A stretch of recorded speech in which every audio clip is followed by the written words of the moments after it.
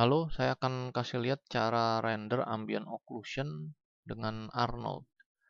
Jadi di sini saya buat material baru. Ini saya pakai material Arnold Utility Map to Material. Terus di Map to Material ini ada tekstur. Saya klik, saya ke Arnold Surface Ambient Occlusion. Oke, material ini di-apply ke semua objeknya. Jadi saya ganti ke geometri, saya pilih semua objek, saya apply material ambient occlusion-nya, terus bisa di test render. Oke, ini hasil ambient occlusion-nya. Dia memang warnanya cuman map hitam putih.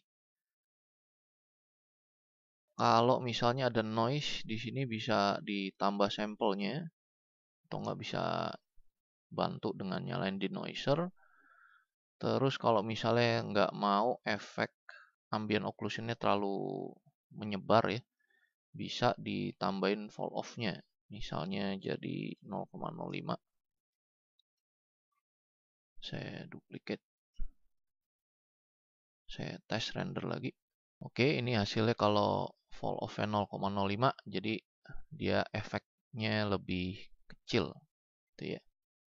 Oke, nanti ini tinggal di save image-nya, terus di multiply di software editing image aja ke render beauty-nya. Ini render beauty-nya ya tanpa AO.